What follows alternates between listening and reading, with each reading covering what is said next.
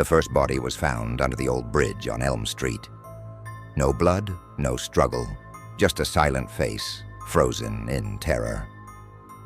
Everyone in town thought it was an accident, but accidents don't happen the same way, 3 nights in a row. Story 1. The Silence Under Elm Street. Elmwood was a quiet town, the kind of place where people still left their doors unlocked and waved to each other on the street. It had 1 gas station, 2 diners, and a main road that fell completely silent after 9 p.m. People joked that Elmwood was too boring for evil. That's what they thought, until the killings began. The first victim was a young woman named Claire Donovan, 22, a nurse at the local clinic. Her body was discovered one foggy morning beneath the bridge on Elm Street, neatly placed on a patch of dead leaves. Her eyes were wide open, as if she had seen something that stopped her heart cold. There were no signs of assault, no visible wounds, no fingerprints. The sheriff, Tom Grady, called it suspicious circumstances. The rest of the town called it a tragedy. But tragedy became terror when the second body showed up. Same place, same pose, 3 nights later. Sheriff Grady had been in law enforcement for 30 years, and he had seen his share of drunks, domestic fights, and the occasional runaway. But never this. The second victim, Michael Harris, was a delivery driver who'd last been seen dropping off a package near Maple Avenue. The coroner's report said cardiac arrest. Again, no injuries, no poison, no trauma. It didn't make sense. By the time the third victim appeared, even the skeptics stopped laughing. This one was a teenage boy, Luke Sanders, found on the exact same spot beneath the Elm Street Bridge. He was lying perfectly straight, hands folded over his chest, like he had been arranged there by someone who cared. Only there was nothing caring about the way his face was frozen in horror. Rumors spread faster than fire. Some said it was a curse. Others whispered that someone was watching from the woods. Parents forbade their kids from going out after dark. The diner that once buzzed with small-town gossip now fell silent every time the door opened, and every night the fog seemed thicker. Detective Karen Whitmore from the State Bureau was called in, sharp, observant, and known for her patience. She didn't believe in curses. She believed in patterns. She started by mapping the victims. All 3 were found within half a mile of each other. None knew each other, but they had one thing in common. Each of them had passed through the gas station on Main Street an hour before their deaths. So she began watching. The gas station was small, with 1 attendant, a quiet man in his late 40s named Eli Mercer. He'd been working there for over a decade. Everyone knew him as polite, soft-spoken, and dependable. He always kept his booth spotless, the coffee hot, and the receipts lined up in perfect order. Karen spoke to him on her first night of surveillance. "Busy night?" she asked. "Not much happens in Elmwood after dark," he replied, smiling faintly. His eyes didn't meet hers. He seemed ordinary enough. Too ordinary, maybe. She started reviewing security footage from the gas station, and that's when the pattern emerged. Each victim had stopped for gas just after midnight. Each had interacted briefly with Eli, and in every video, at the moment they left, the camera glitched for exactly 6 seconds. It wasn't a random flicker. It was identical every time. Karen felt a chill. She sent the footage to the state lab. They confirmed it wasn't a technical fault. Someone had tampered with it. The next night, she decided to visit the gas station again. Fog rolled in thick as soup, muffling the sound of her tires. She parked across the street and watched through the windshield. At exactly 12:07 a.m., a car pulled in. A young man stepped out, filled his tank, and walked inside. Karen's hand tightened on her steering wheel as she saw Eli greet him with that same faint smile. Then the lights flickered. Her heart pounded as she grabbed her flashlight and stepped out of the car. She crossed the street, but by the time she reached the door, the customer was gone. Eli stood alone behind the counter, calmly wiping his hands with a cloth. "Everything okay?" she asked. "Just a power surge," he said softly. "Happens around this time." His calmness was unnatural, too smooth. Karen returned to her car and started the engine, but the headlights dimmed, flickered, and died. The air around her felt heavier, colder. Through the windshield, she saw Eli still standing inside the gas station, watching her. That's when she saw it. The faint glimmer of something moving in the reflection of the glass door behind him. A figure, tall, motionless, its face completely blank. Then the lights inside went out. She ran inside, gun drawn, flashlight cutting through the dark. "Eli, where are you?" Silence. The air smelled of burnt ozone. The hum of the refrigerator had stopped. She moved slowly toward the back door, heart thundering. The light flickered, and for a split second, she saw Eli standing behind the counter again, motionless, eyes completely black. The flashlight sputtered and died. When she woke up, it was dawn. Her car was still parked across the street, engine cold. The gas station door stood wide open. Inside, everything was spotless. No sign of Eli Mercer, no footprints, no evidence. The only thing left was an old photograph pinned behind the counter. A grainy black and white image of a young boy standing next to the same bridge on Elm Street. The caption read, "Eli Mercer, missing, 1987. The case was quietly closed after that. Official report, unresolved. But the townspeople still whisper about the Elm Street Bridge. Every few months, someone driving late at night swears they see a lone gas station glowing in the fog, even though it was torn down years ago. They say, if you stop there, the attendant will offer to fill your tank. He'll smile politely, ask if you're traveling far, and if you accept his help, you'll never make it across the bridge." Like, subscribe, share, and click that bell icon. Story 2, The Vanishing Motel. It started like any other roadside mystery, the kind people forgot by morning. A few missing travelers, an abandoned car, a sheriff's report collecting dust. Pine Hollow Motel had been there for decades, sitting lonely at the edge of Route 47, surrounded by endless pine forest. For years, truckers stopped there for coffee and a quick rest. But then one night, a driver named Carl Benson vanished after calling his wife, saying, "I'm almost home, just stopping for a quick coffee." He was never seen again.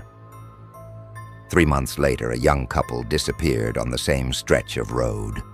Their car was found parked neatly outside the Pine Hollow Motel, keys in the ignition, headlights off, and a receipt on the dashboard that read, "Room 9, paid in cash." Detective Rachel Myers arrived in Pine Hollow at dawn. The motel looked half dead, its neon sign flickering in the mist. Pine Hollow, Vakenwai. One letter was always missing, hanging loosely by a wire. The air smelled of damp wood and old secrets. The motel clerk was an elderly man named Walter Briggs, hunched behind the counter, his skin paper-thin and eyes too pale to read. "Morning," she said, flashing her badge. "Detective Myers, State Police. I'm investigating the disappearances linked to this property." He looked up, voice a gravelly whisper. "Don't see many guests these days." "Any recent check-ins?" "Only one. Room 9. Rachel flipped through the logbook. The last entry was 2 nights ago. Guest name, John Doe. Signature, barely legible, shaking, like written by an unsteady hand. "Can I see the room?" she asked. Walter hesitated. "Wouldn't recommend it. Some things are better left alone." Room 9 sat at the far end of the corridor. The hallway smelled of mold and wet carpet. Peeling wallpaper revealed black rot underneath. Rachel's boots left faint prints on the dusty floor as she approached the door. Old wood, tarnished brass handle, and faint scratches near the lock, as if someone had clawed their way out. She unlocked it with a master key. Inside, everything was still. The air was colder than outside. A single lamp flickered near the bed. The sheets were neatly tucked, but there was a deep indentation in the mattress. The shape of a human body, as if someone was still lying there, invisible. She scanned the room. Empty coffee cup, half-burnt cigarette, a Bible open to Psalm 23, and a faint, rusty stain under the bed. Then she heard it. A soft, dripping sound. She followed it to the bathroom. The tap was dry, but the mirror was fogged, even though the room was freezing. Slowly, words began to appear across the glass, written from the inside out. "Room 9 is forever." Rachel stepped back, gun raised.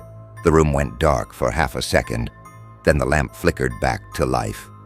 The words were gone. She exhaled sharply, pulling out her phone to call dispatch. No signal. Not even a bar. She stepped outside, but the hallway was different. The wallpaper had changed.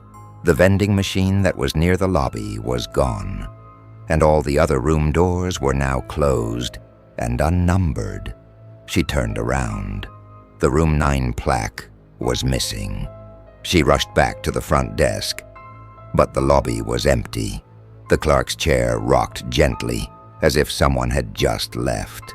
The phone on the counter buzzed faintly. She picked it up. "Detective Myers," a voice whispered, faint but distinct. "Who is this?" she demanded. "You shouldn't have opened the door." The line went dead. Rachel stepped back, heart pounding. The air smelled like metal, sharp and cold. She turned toward the guest book, and her stomach dropped. Her own name was now written on the last line. Rachel Myers. Room 9. She stumbled outside into the cold morning. Her car was still parked in front, but everything looked older, like decades had passed. The sign now read, "Closed since 1972.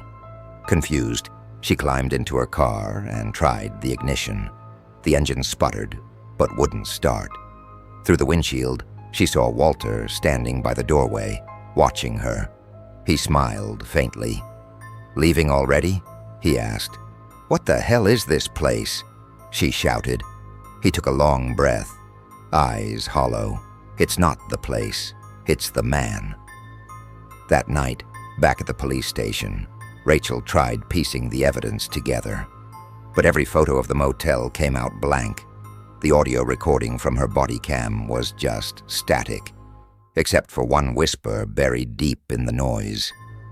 Room 9 never empties. She began to dig through old records. Pine Hollow had been closed for nearly 50 years, condemned after a string of unsolved murders between 1969 and 1971. All victims were travelers who'd stopped at the motel. Every case listed the same suspect, a drifter named Henry Calloway, nicknamed the Caretaker. He was the motel's night manager, arrested for murder but found dead in his cell before trial. His last words, reportedly, were, "You can't close Room 9. It still needs guests." The next night, Rachel returned. She told herself it was just a crime scene, a place to document, to close the file. But part of her needed to know. She needed to see it again. The drive down Route 47 felt longer. The road was empty, swallowed by fog. When she arrived, the sign was glowing again, bright and red. Vacancy. The front door creaked open on its own. Inside, everything looked exactly the same as before. The desk, the guest book, the faint hum of old fluorescent lights. "Walter," she called out. No answer. The logbook lay open, pen resting beside it. Slowly, as she watched, the pen lifted and started writing. Guest, Rachel Myers, room 9. Her breath froze. The pen dropped. The key to room 9 slid across the counter by itself, stopping right in front of her. She should have run, but she didn't. Something about the place, the silence, the chill, pulled her forward, down the same corridor, past the peeling wallpaper, until she stood before room 9 again. The door was already open this time. Inside, the lamp was on, flickering weakly. The bed was neatly made, and sitting on the edge of it was a man, tall, thin, wearing a bellhop's uniform from another era. His smile was wrong, stretched too wide. "You came back," he said softly. "Henry Calloway," Rachel whispered. He tilted his head, voice almost kind. "I only ever wanted to keep this place running.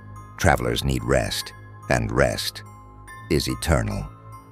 She raised her gun. "You're dead." His smile didn't fade. "Everyone who checks in is." The lights exploded. When they found her patrol car 3 days later, it was parked outside the ruins of the old Pine Hollow Motel, a burned-out shell that hadn't seen a guest in 50 years. Her dashcam showed only static, but that night, the motel's neon sign flickered to life again on Route 47. Truckers passing by swore they saw a woman behind the reception desk. Neat uniform, calm smile, eyes empty as the forest behind her. And if you look closely at the guest book today, one name is always the last entry: Rachel Myers. Room 9, checked in. Like, subscribe, share, and click that bell icon. Story No. 3, Whispers from the Field. The first time it happened, no one took it seriously. A farmer named Gerald Pike found a pile of old clothes stuffed with straw at the edge of his cornfield. He laughed it off, assuming kids were playing pranks. But when the crows stopped landing on his property and the wind started carrying faint whispers at night, even he began to feel uneasy. 3 days later, Gerald's wife found him hanging from a wooden post in the middle of the field, arms outstretched, head tilted, and mouth sewn shut with twine. Around his boots lay a perfect ring of straw. By the time the local sheriff arrived, the scene looked almost staged. No signs of struggle, no footprints, no vehicle tracks, just the sound of dry corn leaves rustling in the wind. The sheriff called it a disturbing suicide, but the autopsy proved otherwise. Gerald's spine had been broken cleanly at the base of his neck. Someone had posed him. The county sent in Detective Daniel Rourke, a man known for solving cold cases no one else could. He'd seen every kind of murder, but this one was different. It felt ritualistic. He walked through the cornfield at dusk, the air thick with dust and the faint smell of decay. The scarecrow still hung nearby, staring blankly toward the horizon. For a moment, Daniel swore he heard it whisper. He turned sharply, flashlight beam slicing through the stalks, but nothing moved.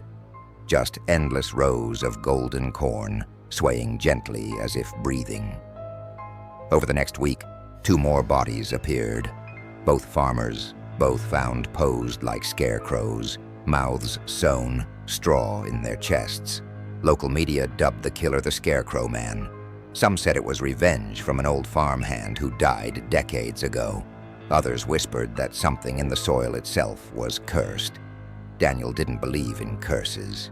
He believed in patterns. And there was one. Every victim's land bordered the same stretch of abandoned farmland, owned by a man named Earl Bishop, who disappeared in 1985. Earl Bishop had been a reclusive man, the kind who lived quietly and was forgotten easily. His property, Bishop Farm, had gone bankrupt after a series of accidents. livestock mutilations, fires, and the mysterious disappearance of 2 hired workers. When authorities finally raided his barn, they found animal bones arranged in strange patterns and a single phrase carved into the wall: "The field remembers." Since then, no one had touched that land. But now, decades later, death had returned in the exact same way. Daniel drove to Bishop Farm at twilight. The sky bled orange and red as he crossed the old fence. The barn stood ahead, half collapsed, its roof sagging like a broken spine. Inside, everything was covered in dust and straw. He found old photographs scattered across a table, grainy black and white shots of men standing beside scarecrows. But one photo stopped him cold. It showed a man tied to a wooden post, head hanging low, his mouth sewn shut. The handwriting on the back read, "Harvest 1985. Something shifted behind him, a faint creak like wood under strain. He turned, flashlight beams sweeping across the barn, and froze. A figure stood in the corner. It looked like a scarecrow. Burlap sack for a head, straw spilling from its sleeves, but its chest rose and fell faintly, like breathing. "Don't move," Daniel shouted, gun raised. The figure didn't. It just tilted its head slowly, the burlap face tightening with a soft tearing sound. Then it collapsed, straw spilling across the dirt floor, but beneath the straw was a fresh boot print. Large, deep, and recent. Someone had been here. The next morning, Daniel interviewed nearby farmers. Most were too scared to talk, but one old man, Harold Kemp, finally did. "You shouldn't have gone there, Detective," he warned. "That land's cursed. Earl Bishop made a deal with something in that field. Something that needed souls to grow." Daniel frowned. "You mean sacrifices?" Harold nodded. "He called it the harvest." That night, Daniel returned with a small team. They set up lights around the barn and began digging where the ground looked disturbed. Within an hour, they hit bone. Human bone. The forensic team uncovered 7 skeletons in total, each bound at the wrists, faces covered with burlap. It was a burial pit. But what unsettled Daniel most was that the earth beneath the bones was warm. Unnaturally warm. When he touched it, it almost pulsed. Then the power went out. The field fell silent, and from somewhere deep among the rows of corn came a sound. A low, rhythmic rustle, like footsteps. Daniel's flashlight flickered. "Stay sharp," he barked. But before anyone could respond, one of the officers screamed. His light fell, rolling across the dirt. And in that brief flash, Daniel saw him being dragged backward into the corn. Gunshots echoed, then silence. The field whispered, "Harvest." Daniel turned, scanning wildly. Another officer vanished. The corn moved like something massive was crawling through it. Then he saw it, a tall shape rising above the stalks, head wrapped in burlap, eyes hollow and black. It was the Scarecrow Man, but this time, it wasn't standing still. Daniel fired twice, hitting the figure square in the chest. Straw burst out, but it didn't fall. It kept walking, slow, deliberate, the sound of crunching stalks beneath its feet. Then suddenly, it stopped and spoke. "You can't kill what's already part of the field." Its voice was dry, hollow, like wind through a tunnel. Daniel backed toward his car, reloading. He fired again, aiming for the head. The burlap ripped open, and underneath he saw a human face, or what was left of one. It was Earl Bishop, eyes gray, lips sewn, skin stretched thin like paper. Daniel fled to his car, engine roaring to life. But as he sped down the dirt road, he realized something was wrong. The same fence post kept passing by over and over. No matter how far he drove, he never left the field. The whispers grew louder, The headlights flickered. Then a shape appeared in the road ahead. The Scarecrow Man, arms out, head tilted. Daniel swerved, crashing into the ditch. Everything went black. When he woke, it was morning. His car was parked beside the main road. No sign of damage, no blood. His gun still in the holster.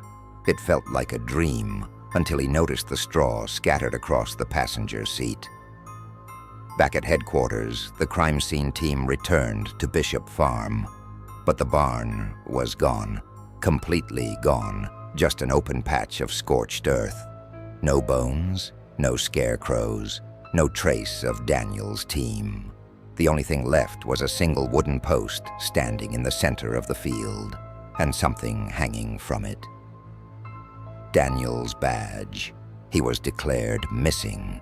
Officially, the file reads, presumed dead in line of duty. But truckers still claim to see him sometimes. A lone figure walking the edge of Route 19 at dusk, his clothes torn, pockets full of straw. And if you ever stop near Bishop Farm at night, they say you can still hear him calling faintly through the corn, "Don't go in the field." But if you do, the whispers always stop, because once the field gets your name, it never lets go. End of story. 3. Whispers from the Field. Like, subscribe, share, and click that bell icon.